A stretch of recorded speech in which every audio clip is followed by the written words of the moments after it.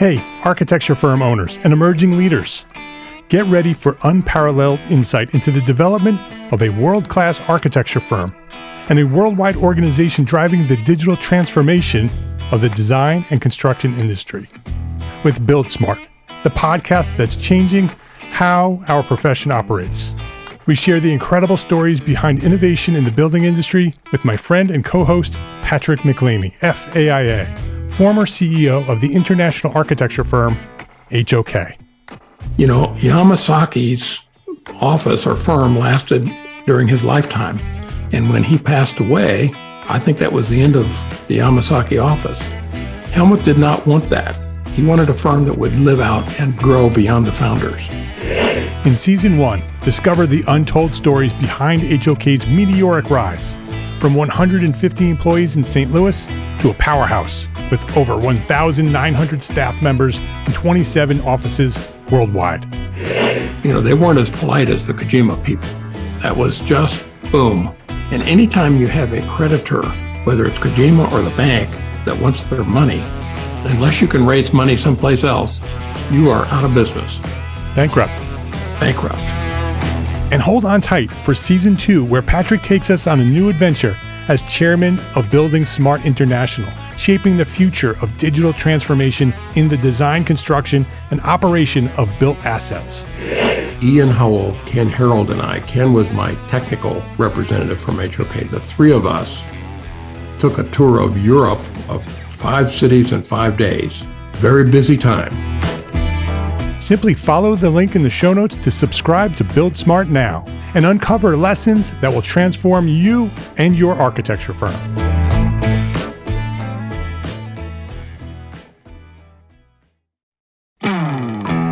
Hey, architecture firm owners and emerging leaders.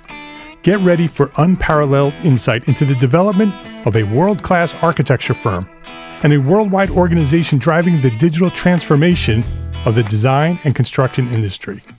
With Build Smart, the podcast that's changing how our profession operates. We share the incredible stories behind innovation in the building industry with my friend and co-host, Patrick McLeamy, FAIA, former CEO of the international architecture firm, HOK. You know, Yamasaki's office or firm lasted during his lifetime. And when he passed away, I think that was the end of the Yamasaki office. Helmut did not want that. He wanted a firm that would live out and grow beyond the founders. In Season 1, discover the untold stories behind HOK's meteoric rise, from 150 employees in St. Louis to a powerhouse with over 1,900 staff members and 27 offices worldwide. You know, they weren't as polite as the Kojima people. That was just boom. And anytime you have a creditor, whether it's Kojima or the bank, that wants their money, unless you can raise money someplace else, you are out of business. Bankrupt. And hold on tight for Season 2, where Patrick takes us on a new adventure as chairman of Building Smart International, shaping the future of digital transformation in the design, construction, and operation of built assets. Ian Howell, Ken Harold, and I, Ken was my technical representative from HOK. The three of us took a tour of Europe of 5 cities in 5 days. Very busy time. Simply follow the link in the show notes to subscribe to Build Smart now and uncover lessons that will transform you and your architecture firm.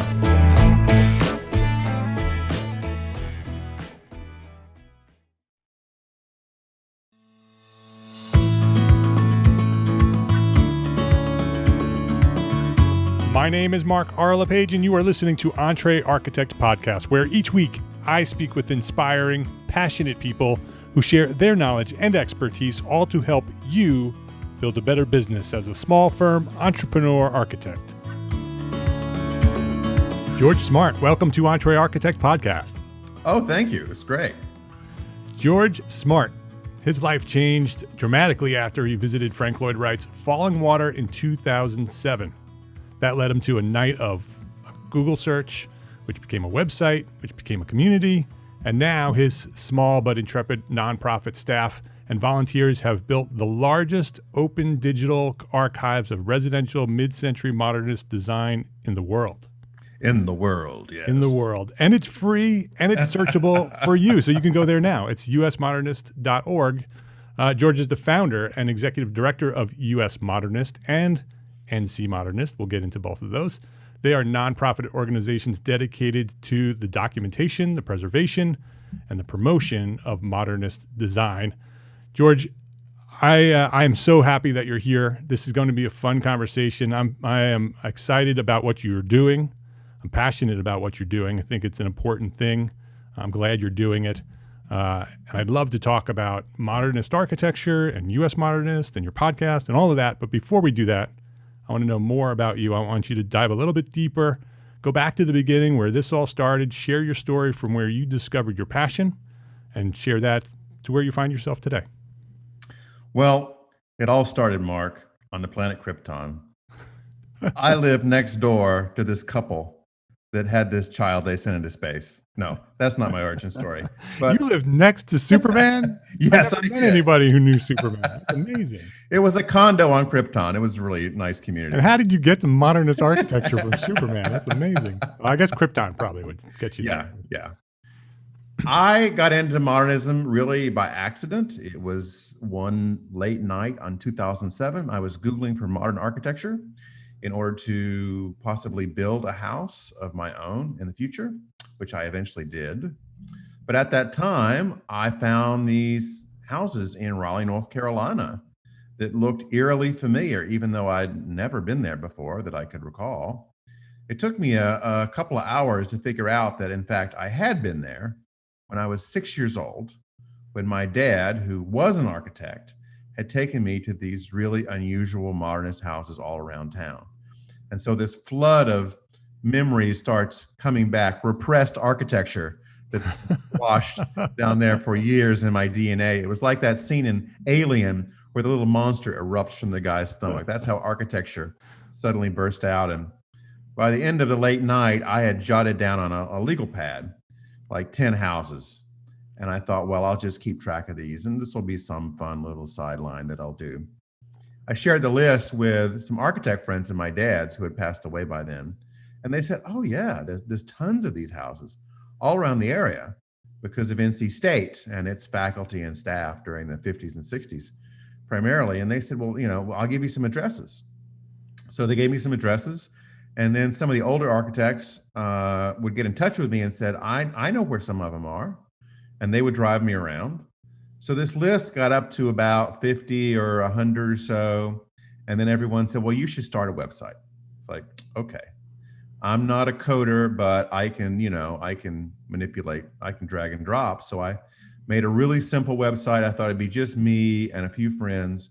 And it turns out everybody found this thing. And within a year, a little longer than a year actually, we did our first tour and about 200 people showed up. And that was 120 tours ago, maybe, that we've done since 2007. We moved from being a local group called Triangle Modernist to a statewide group, which continues. It's called North Carolina Modernist, NC Modernist. And then about 6 years ago, we went national with US Modernist, covering the whole country. And so what are you doing now? So it turned into sort of a tour organization, right, that was highlighting mid-century modern architecture in North Carolina. How did it go from there to what it is today? Well, we're a nonprofit. We're set up as a 501c3, and in order to bring in revenue, the tours accomplish that for us and exposes people to actually get inside these houses and see why they are so great. We made the transition to US because of kind of another random thing happened. I discovered John Lautner in California, who I knew nothing about. And of course, he has a fascinating portfolio of houses going back 40, 50 years, which are just amazing. So I thought, well, I'll just, I'll document all of John Lautner's houses. I mean, how hard can it be?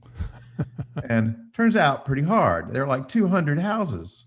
It took months. But then when I put it on my North Carolina website, our traffic doubled right away because people were so fascinated. And it turns out there was no really comprehensive website set up for this already. There was one by the Lautner Foundation, but it had a minimal amount of information about the houses. And then after that, I thought, well, heck, let's do some more national architects. So we got all the Frank Lloyd Wright houses, all the Neutra houses, all the Soriano and Elwood and Schindler and Charles Gwathmey and Richard Meyer and all the great architects that you could name.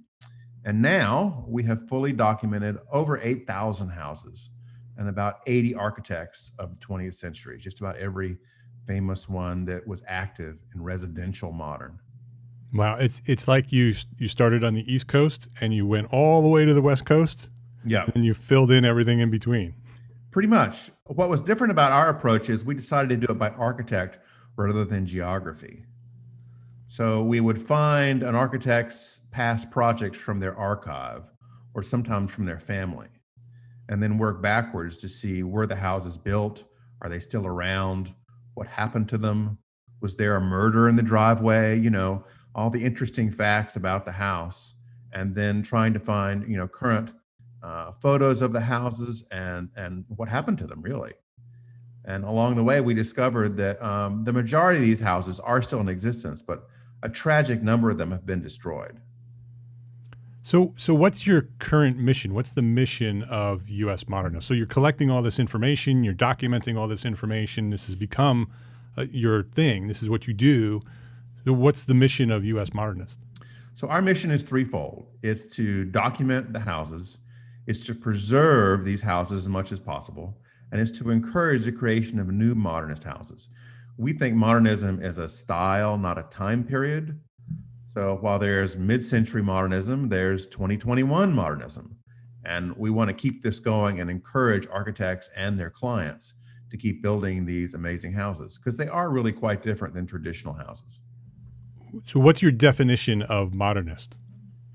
So we have a working definition that has served us pretty well. 4 characteristics that make a modernist house.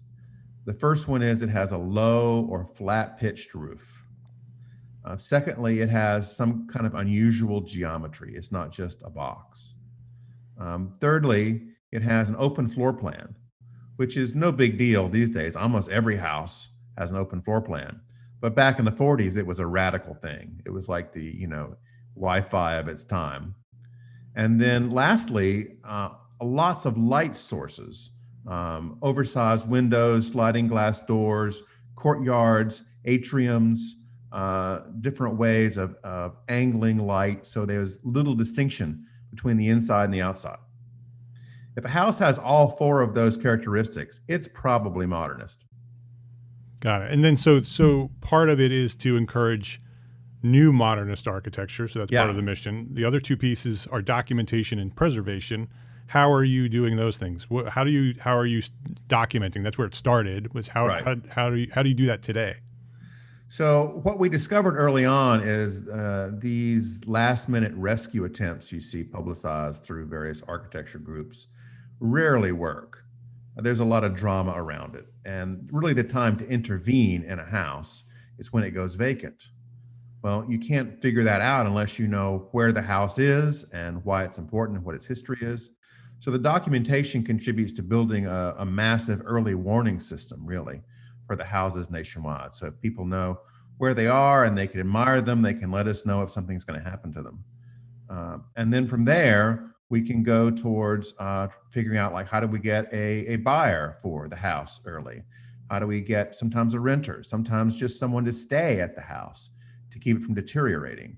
Because an empty house deteriorates very rapidly, as you know. It's just, it goes 3 times as fast as normal use. So the documentation and the preservation are really connected. They're integrated. The one sort of serves the other. Exactly. Without having a strong database around the houses, it's very difficult to build a case for defending them come time that you need to. So how does that happen? You have a small team. You don't have you have 8,000 plus houses documented. You're not going out there yourself for 8,000 houses and documenting 8,000 houses. So how is this happening? We have wonderful volunteers all around the country who send in houses that they find. And then we have on our team some wildly dedicated volunteers who have worked with us upwards of 10 years and spend time each week hunting for houses, going through the records of architects and towns and city directories and old phone books and old newsletters and putting all the jigsaw puzzle pieces together until we have a record of what happened to a house. It may sound boring to some, but I can tell you it is highly addictive. It is the crack. I mean, once you have solved a Scooby-Doo mystery about a modernist house, you want to find more. You just can't stop. Yeah, it's the history, right? It's the story of these buildings and how they were designed and how they were built and how they were lived in and what happened to them and why did that happen? And particularly if you find one by a famous architect that no one's ever found before. That's particularly thrilling. Yeah, it's like finding the gem among all the stones. Yeah. Exactly. Let's take a break to thank our sponsors for their support of this episode. What if you could visualize your building in a couple of clicks, remove months from the design process, or create a bridge between stakeholders to solve problems before they even come up? Our friends at Twinmotion offer simple, real-time visualization for architects. Their technology lets you view and edit your scene on the go in the same pixel-perfect quality as the final rendering. Twinmotion seamlessly integrates with other tools like SketchUp and Revit, transforming your BIM or CAD models into high-quality images, panoramas, VR videos, or presentations. Sound complicated? Well, what if I told you that Twinmotion enables anyone to present the biggest ideas in the easiest way possible, regardless of previous CG experience? To download your exclusive free trial, head to twinmotion.link/EntreArchitect. That's twinmotion.link/EntreArchitect. BIM can be important for your next project, but it's not the only thing you need for your next project. That's why it's important that 95% of manufacturers who offer free BIM files on ARCAT also offer another type of data or information that your project may need. That means 95% of the products with BIM also have CAD files, are in a specification, in a patented spec wizard, or may have product information to help you make the right selection. So stop going to a site with just BIM and go to arcat.com to get everything you need for your next project for free and without registering. No cost, no credit card, no email. It's free. That's arcat.com, ARCAT.com. When building a business you're passionate about, it's easy to feel like there aren't enough hours in the day. And if you're doing all the invoicing and accounting on your own, you're probably spending time on work you don't love. FreshBooks is built for business owners like us. It's the all-in-one accounting software that saves entrepreneurs and freelancers up to 11 hours a week. That's 11 hours that you could spend nailing a client pitch, designing your next project, or building your business as an architect. From preparing, sending, and following up on invoices, to tracking and managing expenses, to processing online payments, FreshBooks automates and simplifies all the tough and annoying parts of running your own business. So try FreshBooks for free for 30 days. No credit card required. Go to EntreArchitect.com/FreshBooks and enter EntreArchitect in the How Did You Hear About Us section and get more time back to build the business you love. That's EntreArchitect.com/FreshBooks. Monograph is building a community of like-minded firm owners and operations leaders who are looking for solutions that align with their firm's values. On top of that, Monograph is building the only cloud-based practice operations software built exclusively for architects by architects. Monograph's easy-to-use and beautifully designed software allows you and your team to know in near real time whether you're on pace to deliver a project on budget. With Monograph, you and your team can plan project schedules, budgets, role assignments, and manage team members all in one place. The best part of Monograph? It doesn't require a degree in finance to use it. To experience the difference today, sign up for a free trial at monograph.com. And to underscore their commitment, on August 12th, Monograph will be hosting their first ever virtual conference. It's called Section Cut. This one-day event brings firm owners, operations leaders, and project leaders together to learn from success stories and workshops, all with the goal of improving their businesses. Reserve a seat at Section Cut today by visiting sectioncut.com. Please visit our platform sponsors today and thank them for supporting you, the EntreArchitect community. So how many volunteers do you have? So we have roughly about 20 total. And then there are more that help us for special events, but 20 regular ones work with us ongoingly. So how do you determine which houses to document? So we don't do that. We determine which architects to document. Okay, well, how do you do that? So we start off with just, the big names out there, the ones that were the most prolific, for instance, like Wright did 400 or 500 residences. Neutra did, I think, around 400 different residences. So they're easy to spot and they're the obvious ones you want to go with. And then we would turn to competitions and other kinds of awards, like Architecture Records started doing their record houses in 1956. So we can go to the record houses issue, which we have almost all of in our library, and see all the houses and who the architects were.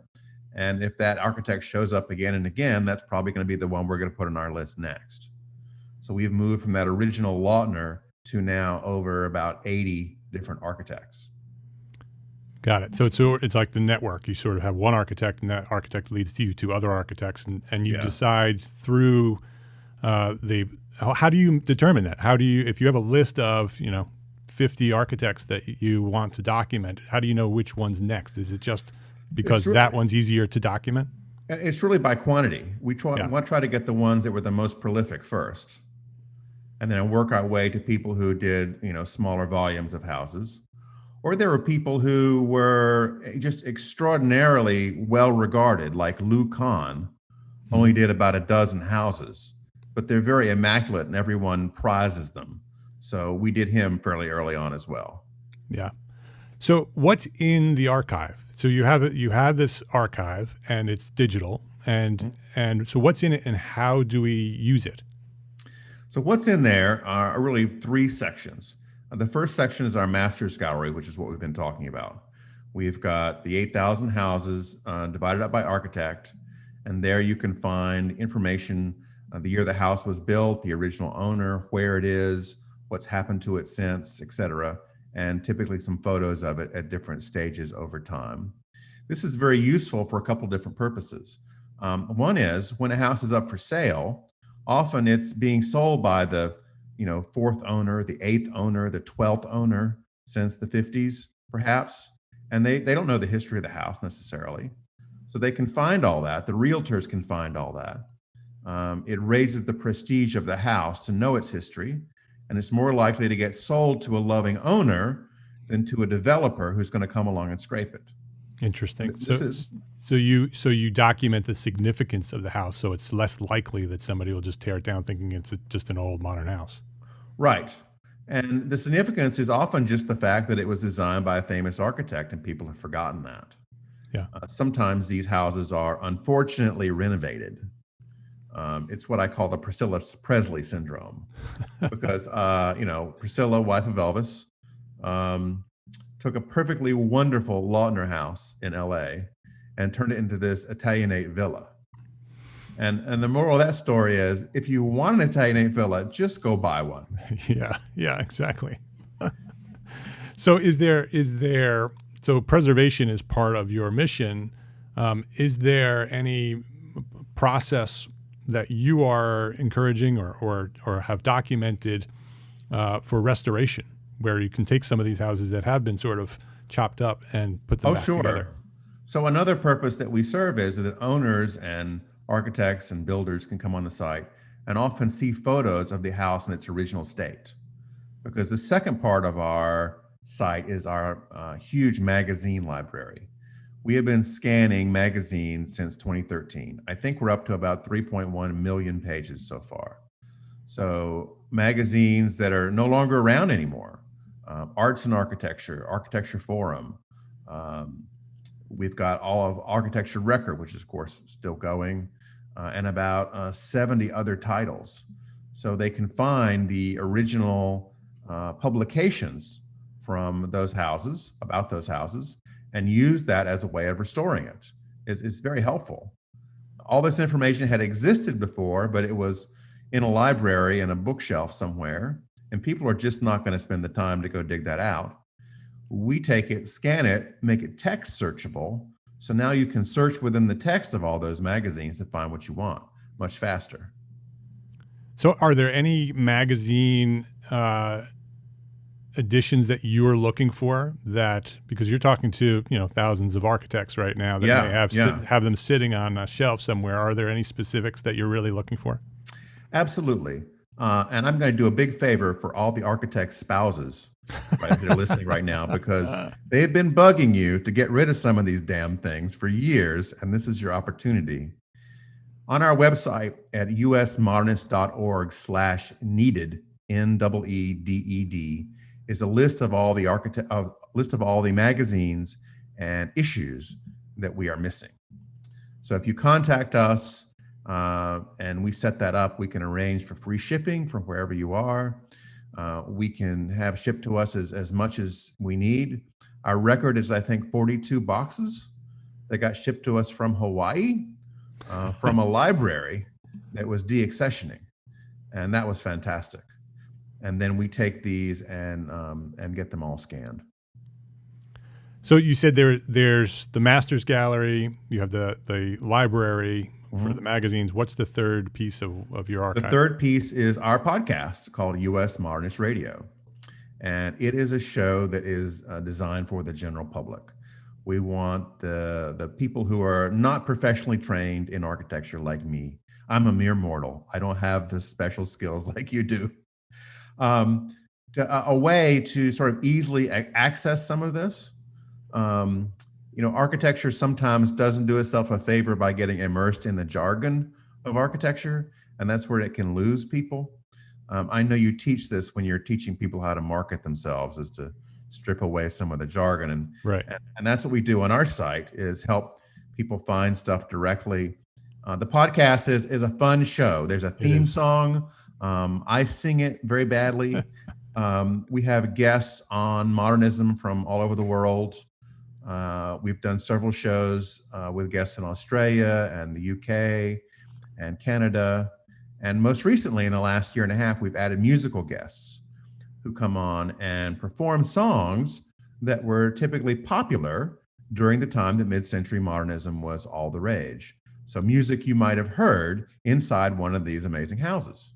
Oh, what a great idea. It's a great podcast. I highly recommend that everybody who's listening right now go subscribe, because it's easy. Wherever you're listening to this, just go search for US Modernist Podcast and then hit the subscribe button. You won't regret it. It is a great show. It's very informative. I always say there's three things that make podcasting, a successful podcast. It has to be good quality audio. You have that. It has to be informative. It's super informative, and it has to be entertaining. And it's one of the most entertaining podcasts I listen to. And so thank you. It hits all three marks very well. It's a great podcast. Thank you. I'll tell you a quick story about it. So we started the podcast in January of 2015 and went along throughout the summer, and it was kind of going. We had a sponsor from day one. It was great. And then eventually our sponsor left, and we didn't really know what to do. We ran out of funds. We just shut the thing down. And then about a month later, maybe 2 months, all these best of lists came out. And you did it. We were on all these lists, best podcast in architecture. It was fantastic. So it's like, hell, we got to rev this baby back up. So we did, and it's been great ever since. Yeah, that's great. I love that story. That's a great story. So yeah, great podcast. So let's look at today. Yeah. Are there homes today that are being designed and built today that will be worth being part of the archives tomorrow? Oh, absolutely. There are terrific architects in almost every major city who are putting together, incredible houses that rival anything that's ever been done before. But again, these are fairly under the radar. Yeah. Because modernism, even at its peak, was never a national craze. I estimate that roughly 1/4 of 1% of the houses in America are modernist, and that's probably a high estimate. Yeah. It's very small. But people who build them, people who design them, people who live in them, absolutely love them and are very passionate about them, and that's our community.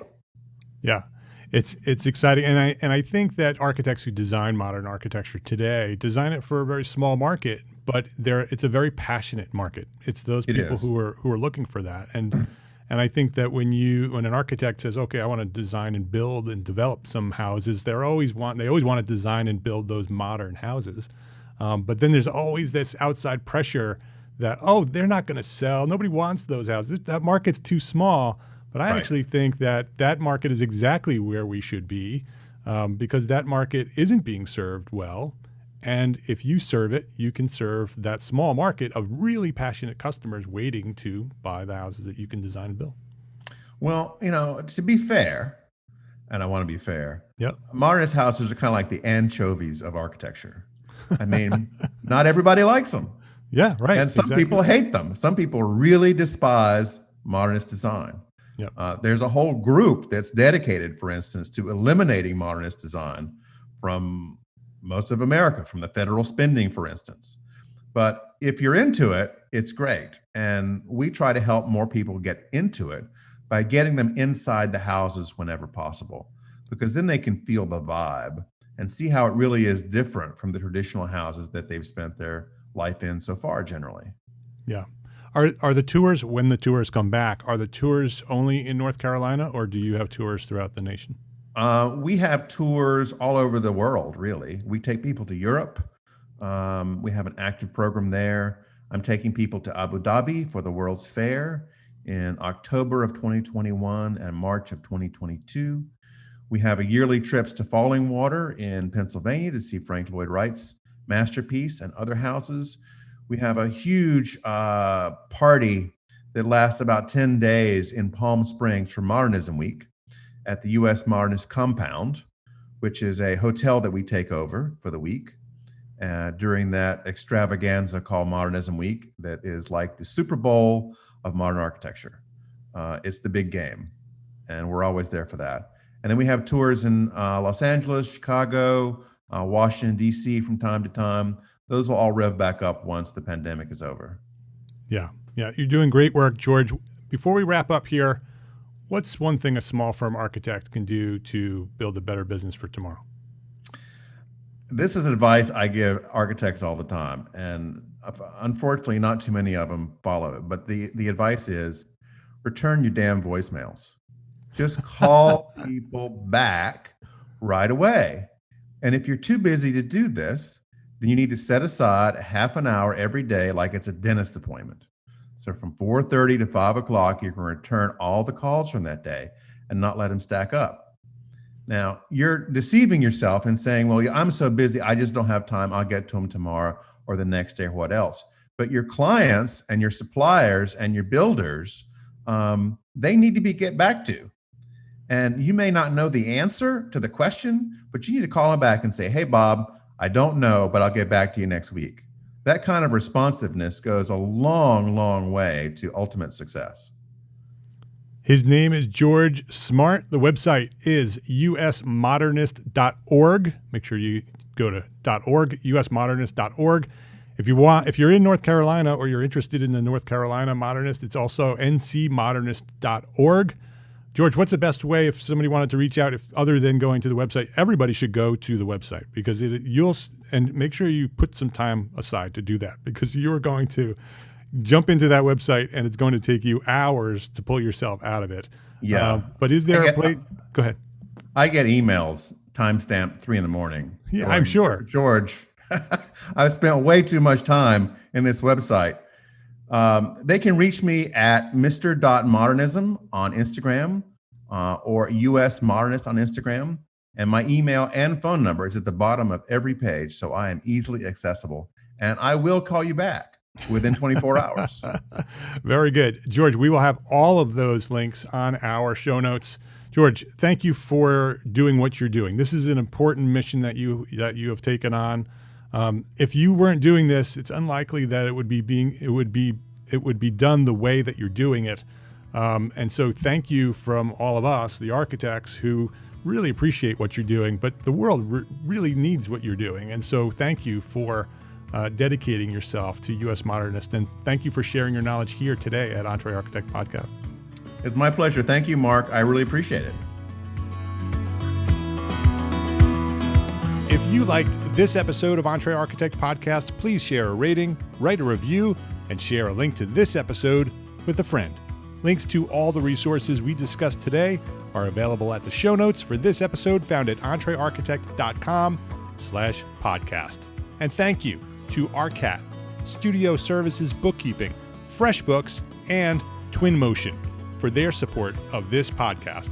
EntreArchitect is proud to be a partner with the largest, most engaged AEC multimedia network on the planet, Gable Media.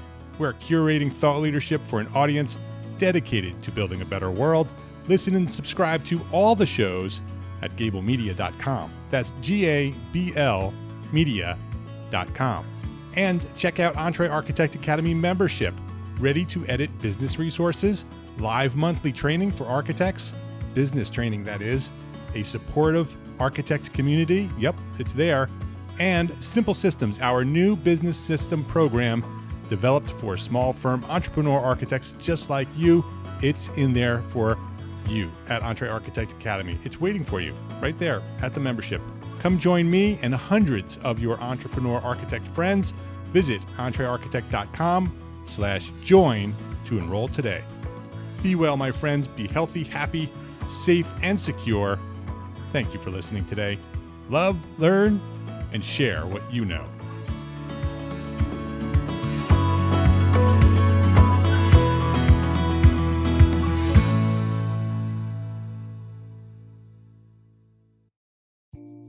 Imagine earning continuing education credits while doing exactly what you're doing right now. Well, you can. Gable Media has revolutionized the way you earn your continuing education credits with a groundbreaking approach. Forget running around town and scouring the internet for credit-worthy courses. Fulfill your CE requirements effortlessly by listening to engaging podcasts just like the one you're listening to now. Our podcasts are designed to educate, entertain, and inspire, all in a user-friendly environment. But wait, there's more. Architects, Gable Media is also approved as an AIA continuing education services provider. Upon completion, we handle everything, from reporting your hours directly to the AIA to storing your certificates in your personal Gable Media profile for your self-reporting needs. So follow the link in the show notes and start earning your credits in the most innovative and entertaining way possible with Gable Media. Attention architects and creative minds, get ready to supercharge your brand with Build Your Brand, the podcast that's unlocking the secrets of branding success for creatives. Hey there, it's Mark Arlepage, founder of EntreArchitect, and I'm inviting you to join my friend, architect marketing expert Jeff Eccles at Build Your Brand podcast, where he explores the captivating stories of the world's top brands and transforms their lessons into powerful moves for small firm architects and creatives like you. In Season 1, Jeff shares the thrilling tale of Southwest Airlines, where he dissects their journey to the summit and distills it into strategies tailor-made for you. It's important to keep in mind that companies like Southwest compete in the real world, just like you, and face real-world challenges, just like you. You might be surprised at how similar those challenges are to the struggles that you grapple with on a day-to-day basis. Don't miss out on your blueprint for success. Subscribe, tune in, and let's build your brand together. You may have noticed that the very best brands in the world are also known for having somewhat unique corporate cultures. That's often the glue that holds everything together when they encounter those rough spots. We don't do it because it inconveniences the passengers to whom we are primarily dedicated, the short haul, frequent flyer. Follow the link in the show notes to subscribe to Build Your Brand today. Remember, no matter the size, the journey's the same. Your brand's journey to the top starts here.